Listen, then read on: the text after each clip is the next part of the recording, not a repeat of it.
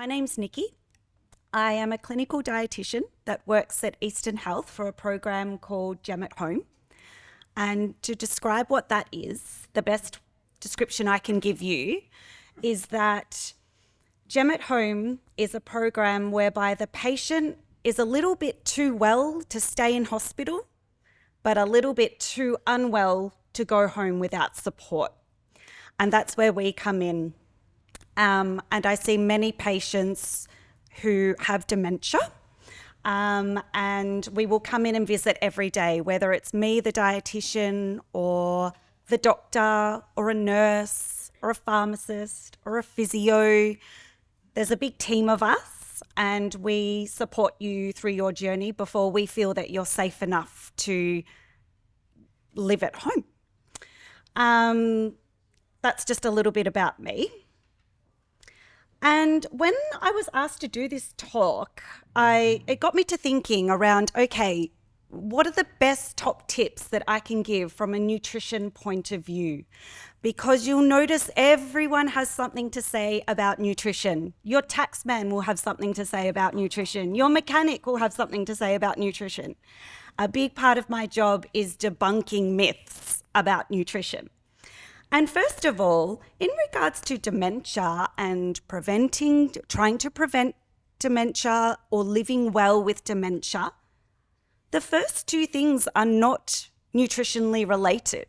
The first two most important things are, in fact, exercise and social engagement. And you have done exactly that this morning through dance and being together. I cannot stress that enough.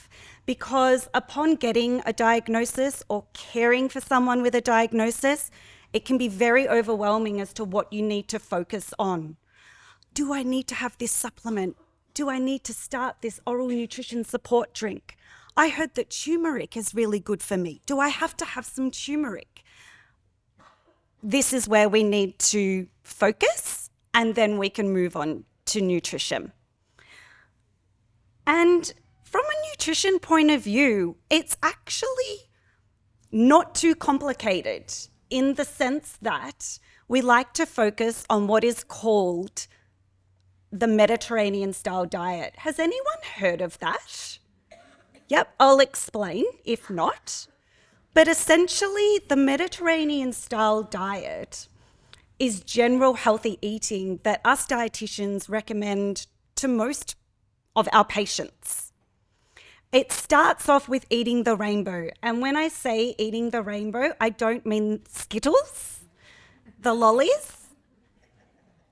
I mean all of the fruits and vegetables, and every colour actually has a different nutrient profile. And so little things that you could implement is, rather than always buying red capsicum, switch it up. Get whatever's cheapest first, because you need a small bank loan to afford groceries at the moment. But also go for the green, go for the orange. Instead of getting regular quinoa, which is the type of grain, there's actually 3 different colours and types. Eat a rainbow. The next piece of advice is ensure there is a protein source at every main meal. And I'll talk a little bit more about what protein actually is in the next slide. But the reason why we need to focus on protein is because for everybody after the age of 40, 50 years of age, it is a normal aging process for our body to start to be less efficient at storing muscle. And the best way that we can feed our muscles is through protein. And so that's something that we want to focus on. And I'll talk a little bit about what that looks like in a minute. Gut health. So pre and probiotics. I'm sure you've heard have you heard of pre and probiotics? Yeah? Or a very trendy word at the moment is gut flora or gut microbiome. They're big words, they're not complicated, don't worry. And if you are stuck and need more advice, please come and ask. But pre and probiotics are important, but guess what? They can be found in our rainbow diet. We don't need to be on said probiotic or prebiotic from the chemist. There is good evidence emerging, but it's too far in its infancy to be suggesting a specific one. And again, there are no pills, supplements, specialized drinks that you need to be having. I want to stress that. And I'll talk about a particular one just at the end. So before I skip to the next slide, does anyone feel confident in shouting out what is a good source of protein? Chicken, milk, fish, eggs, beans, lentils. You are all correct. Tick, tick, tick. So here's a pictorial example. So protein could be found, it's found in a lot of animal products. So things like beef, lamb, chicken. It's also found in fish, but there's lots of, and eggs and cheese and milk and yogurt. But there's also lots of non-animal based products such as legumes and lentils. So balotti beans, chickpeas, black beans, kidney beans. And again, eat the rainbow, guys. So instead of getting your kidney bean mix, there's actually a 4-bean mix. It's just another useful way that you can get those different nutrient profiles in to feed your gut. Any questions so far? Good. Just a real quick word on gut health and the brain-gut axis. Has anyone heard of the brain-gut axis? No? Yeah. Let me explain it to you. So at any given time in our gut, there is around about 1.5 kilograms of healthy bacteria in there. That is a lot when you think about it. And there's lots of different enzymes and neurotransmitters, and I don't know all the right words, but lots of things that take care of that healthy bacteria in the gut, okay?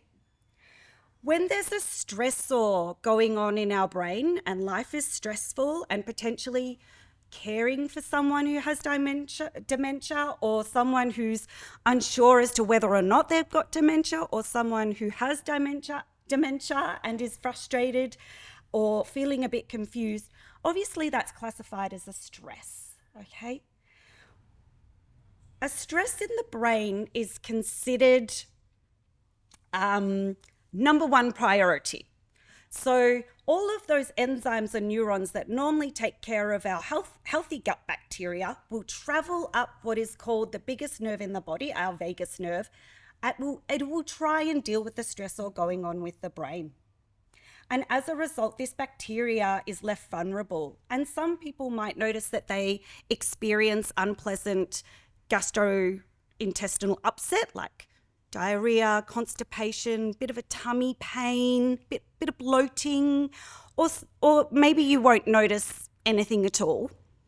But what we know is that this interaction between our brain and our gut is bidirectional. So what that means is if you have an upset tummy, it can upset your brain. But also, if you have an upset brain, it can upset your tummy. So it's a bit of what came first, the chicken or the egg. So there's lots of foods that we can eat to help our gut flora or our healthy bacteria thrive. And a really useful analogy is to think of our gut as a flourishing garden. And we want to have as much species in our garden, as much flowers, plants, herbs as possible. And the only way to do that is to feed it with different foods. And so I guess what I'm trying to say is that you can fuel your gut with nutrition alone. And if you wanted to learn a little bit more around what's a prebiotic and what's a probiotic, please come and speak to a dietitian and we'll be able to assist you. That's all. I just wanted to finish with one last thing. I was looking last night online and I came across a really interesting fact. So our brain, the weight of our brain is around about 2% of our entire body weight. However, It demands 20 to 25% of our total calories. So our brains are hungry. It needs lots of nutrition. Feed it. And if you're having difficulty, come and see us and we will support you.